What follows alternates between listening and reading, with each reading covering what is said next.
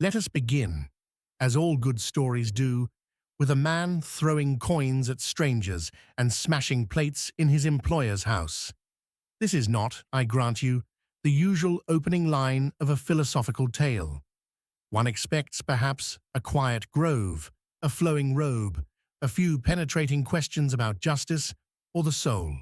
But no, in this case, our philosopher begins not with a lecture, but with a performance.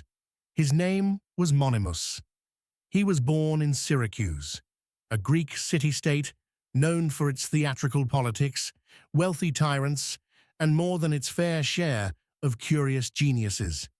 And Monimus was, unquestionably, a curious genius, though to call him a philosopher might be a little misleading. He didn't write any treatises. He didn't found a school. He didn't even, as far as we know, wear a proper beard. What he did do, however, was live his ideas, loudly, inconveniently, and with utter disregard for what anyone else thought. Now, at the time of his early life, Monimus was not free. He was, in fact, enslaved. Property in a house, more or less a broom, with opinions. But Monimus, unlike most in his position, decided to escape not with ropes and tunnels and horses under moonlight, but by convincing his master that he had lost his mind. He staged his madness carefully. Coins strewn across the floor. Crockery shattered without reason. Wild mutterings, possibly even interpretive dance, though history is cruelly silent on the choreography. The goal was simple, to make himself more trouble than he was worth. And remarkably, it worked. Declared mad, he was released from bondage, and with that, Monimus the philosopher was born. But what sort of philosophy is it, one might ask, that begins with lies and lunacy? The answer, cynicism. Not in the modern sense, grumbling teenagers in hoodies muttering that everything is fake, but in the classical sense, the kind championed by Socrates' most iconoclastic descendants. The cynics believed that human society was built on illusions, that wealth, status, politics, even polite manners were elaborate games played by people too frightened to face the emptiness of it all. And Monimus, having gamed the system by pretending to go mad, had seen, firsthand, how flimsy the rules really were. From here, he aligned himself with the great cynics. Most notably, he became a follower of Diogenes, the man who lived in a barrel, dined in the streets, and famously told Alexander the Great to stop blocking his sunlight. Diogenes was already an institution of irreverence by this point, and Monimus was cut from the same coarsely woven cloth. He never wrote his ideas down, or if he did, the writings were lost, possibly used to light cooking fires by people with no patience for anti-materialist manifestos. But fragments survive, sayings attributed to him, thoughts remembered by later philosophers, almost all of them as sharp and unsettling as a cold bucket of water to the face. The most famous? Everything is vanity. Now that might sound like something from Ecclesiastes, and indeed the sentiment is remarkably similar. But for Monimus, it wasn't a poetic sigh. It was a brutal declaration. Everything is vanity. Nothing is truly in our control. Reason, he said, is not a trustworthy guide, but a well-dressed trickster. Wealth is meaningless. Reputation is a shadow's echo. Even logic, that prized jewel of Greek thought, is, in Monimus's eyes, just another illusion we cling to because the truth is too frightening. It would be tempting to call him a nihilist, but that would miss the mark. He didn't believe nothing mattered. He believed that what most people thought mattered didn't. There's a difference. For Monimus, stripping away illusions wasn't cause for despair. It was liberation. Imagine, if you will, being released from the constant pressure to be important, to be successful, to be admired, clever, secure, or rich. Imagine seeing through the whole charade. The gold coins, the polished speeches, the glittering prizes, and laughing because none of it has any true weight. That's where Monimus lived, not in a house or a school or a philosophical academy, but in that moment of unmasking. He was a philosopher not of concepts, but of collapse. It's easy to find him extreme. It's easy to scoff. But perhaps that's the point. Cynics like Monimus weren't trying to be liked. They weren't trying to build followers or form clubs. They were trying, often quite literally, to wake people up. His method may have been madness, but his message, crystal clear. If the world is mad, then sanity might just look like smashing the plates. Let us consider for a moment the concept of trust. Most of us, even the skeptics, even the ionists, must place some trust in something. Our senses, perhaps, the ticking clock, the ground beneath our feet, the idea that when we open a door, the room beyond it will still exist. It's not that we want to be trusting, we simply don't function otherwise. Trust is the glue of sanity. Monimus of Syracuse thought that glue was entirely synthetic. It is difficult to overstate how radical Monimus was in his suspicion of, well, everything. His skepticism ran so deep, it made even Socrates look like a wide-eyed enthusiast. If Diogenes rejected convention, Monimus rejected reality's scaffolding itself. Where others doubted the value of wealth or power, Monimus doubted the value of truth, logic, and even reason. He was a philosopher who kicked the ladder out from under philosophy. Now, before we all collapse in existential dread, let's remember, Monimus wasn't being edgy for the sake of it. His extreme skepticism came from a very specific philosophical wound, one that cynicism, and only cynicism, tried to address. The wound is this: human beings, despite all our inventions, ideologies, laws, and luxuries, remain absurdly fragile, not just in body, but in judgment, in thought, in perception. We get things wrong, endlessly, habitually, and often quite confidently. Monimus took that observation to its furthest, most volcanic edge. He argued that since all our impressions are suspect, and our reasoning about those impressions is even more suspect, the entire project of trying to know anything collapses into farce. What we call knowledge, he said, is often just convention, a game of mirrors in a poorly lit room. He was so thoroughly skeptical, in fact, that he rejected the very idea of certainty as a meaningful pursuit. Not only is nothing certain, he claimed, but even the search for certainty is misguided. To build your life around reason and facts is like trying to build a house on a river. It looks solid for a moment, and then, whoosh, it's all gone. To illustrate this, he used a striking metaphor. Monimus said that life is like a scene in a play, a stage, a performance. The sets are painted cardboard, the props are hollow, and everyone is desperately pretending that it's all real. Status, power, virtue, even love, all just part of the act. And if that's true, if our entire reality is theatrical, then how can we possibly trust any of it? At this point, one might wonder, as many surely did, how Monimus managed to live, given such relentless doubt. But this is where cynicism shines in its strange, paradoxical way. Monimus didn't seek a solution in the usual sense. He didn't try to rebuild the world into something more reliable. Instead, he embraced the collapse. He leaned into the absurdity. He let go. Where others clung to systems, he shed them. Where others debated ethics, he laughed. He saw the desperate seriousness of philosophers, priests, and politicians, and chose instead the freedom of letting go. For Monimus, philosophy wasn't a tool to master the world. It was a scalpel to cut through its illusions. And here lies the secret that makes Monimus so unsettling. He wasn't hopeless. He was liberated. His rejection of trust wasn't a descent into despair. It was, in his mind, a kind of flight. He cast off the anchors of convention and rose above them, not bitter, but oddly serene. He found peace not in order, but in detachment. There is something deeply modern about him. He anticipated a kind of post-structural doubt, centuries before Foucault and Derrida made it fashionable.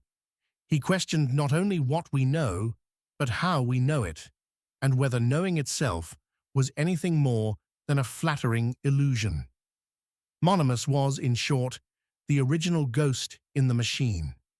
And yet perhaps the most enduring thing about him is his silence.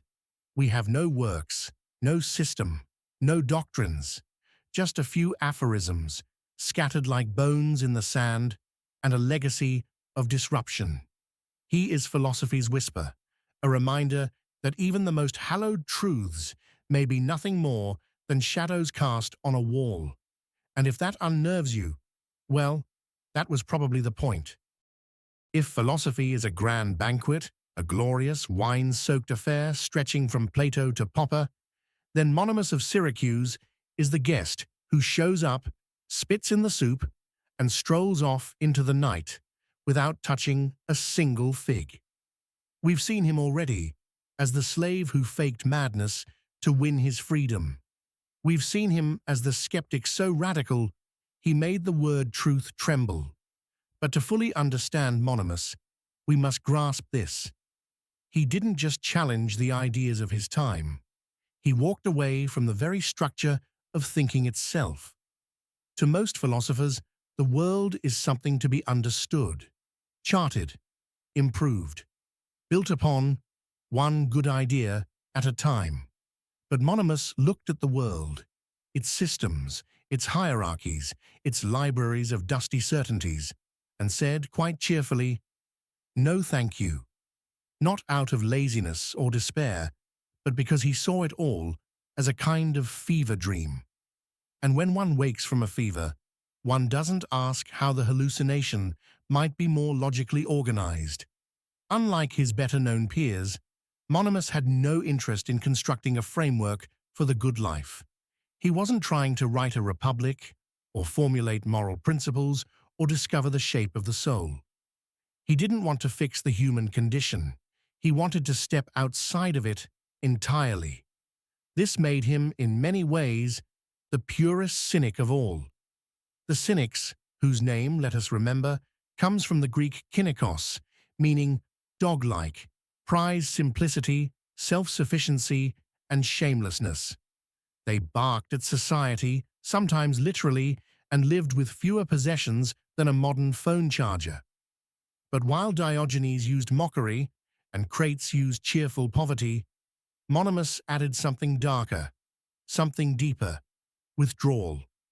His retreat wasn't physical, though it's likely he lived simply, if not entirely like a dog in a barrel, but intellectual. He walked away from the shared assumptions of polite society, yes, but also from the internal assumptions we barely notice.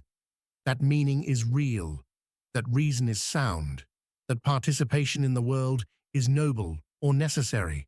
He wasn't just skeptical of politics or money, he was skeptical of meaning itself. This is perhaps what makes Monimus more than just an eccentric.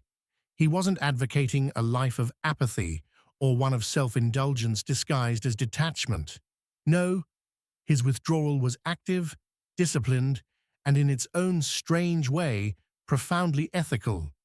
Because once you strip away the pretenses, wealth, honor, even rationality, what's left? Just being.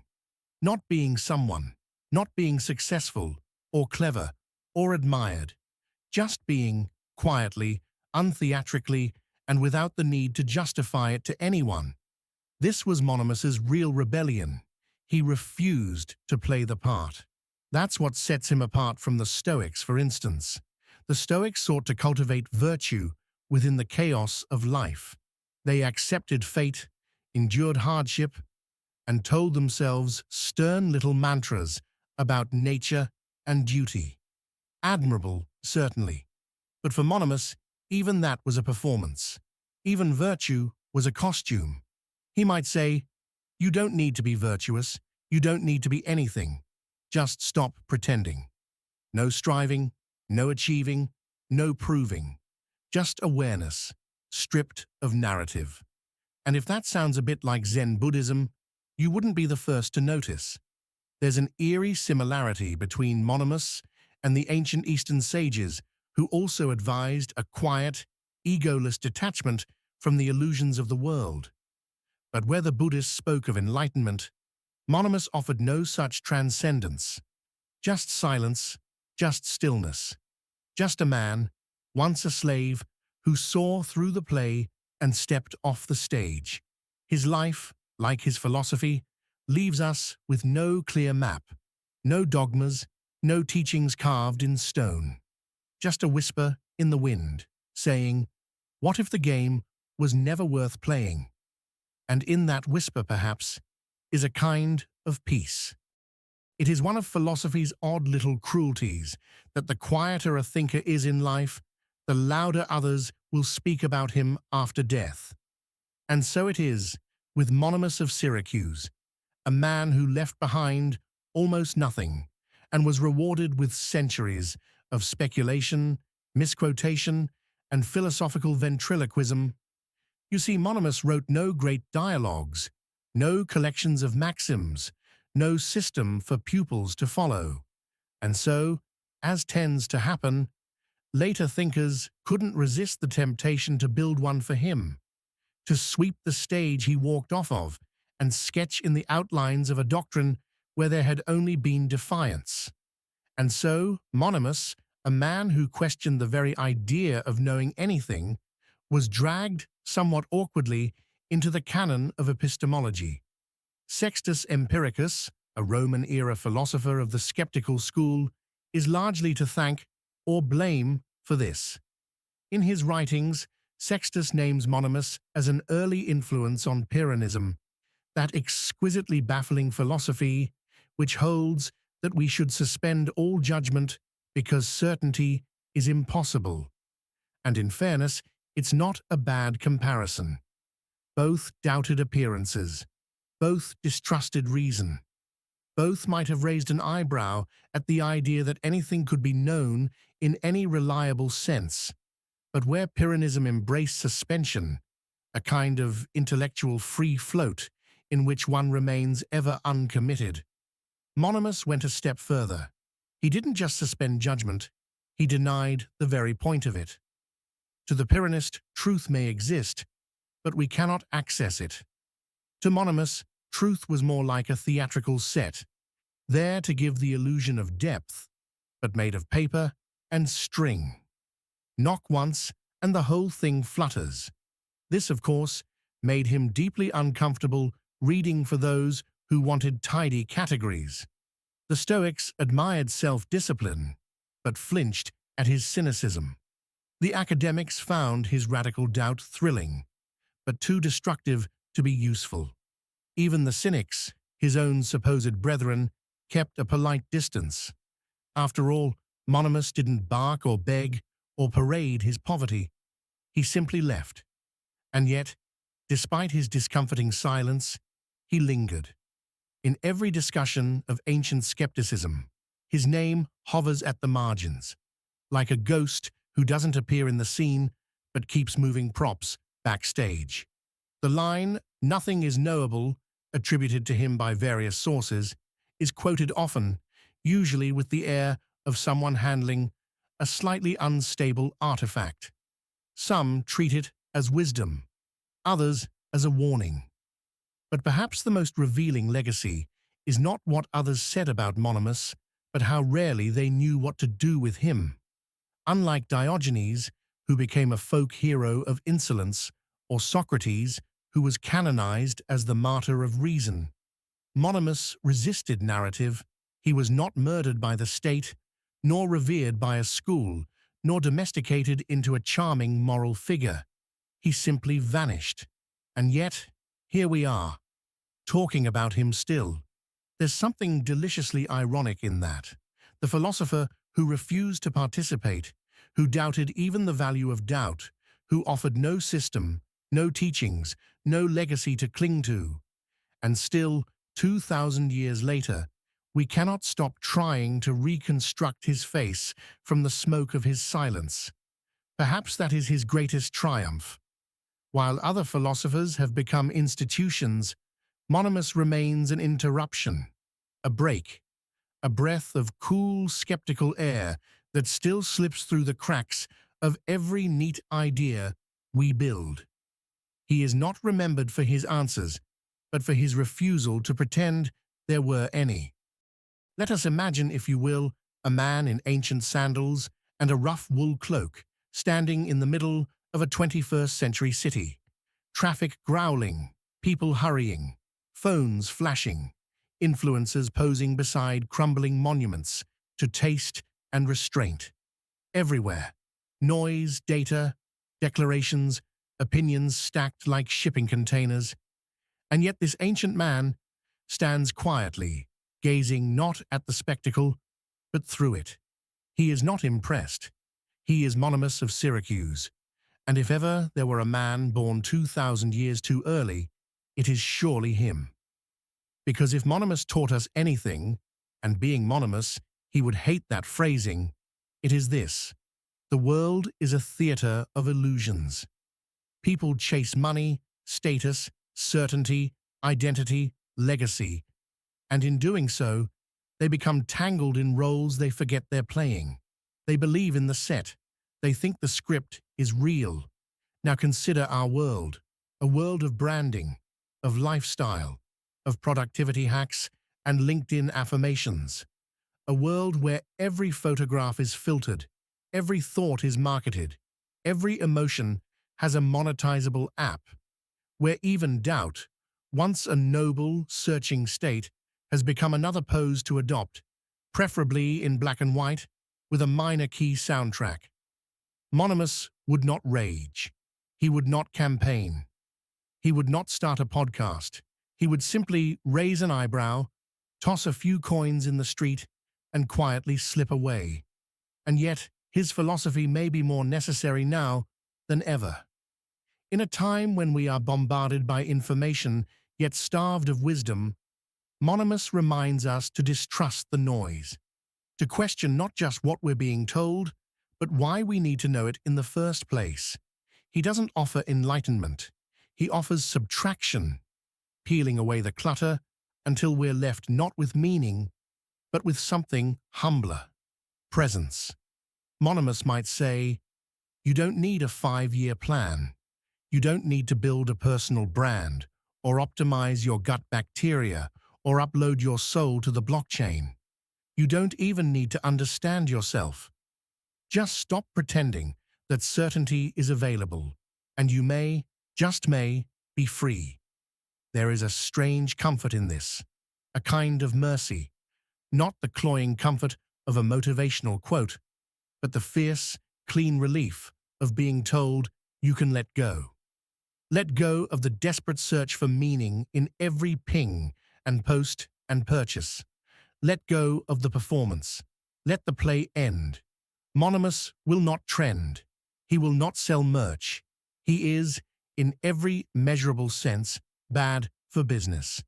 But for those of us quietly suffocating in the age of endless content, his whisper cuts through like wind in a sealed room. Everything is vanity. It sounds bleak, but to Monimus, it was liberation. Because once we accept the theater, we don't need to rewrite the play. We can simply walk outside, into the sun, and leave the costumes behind.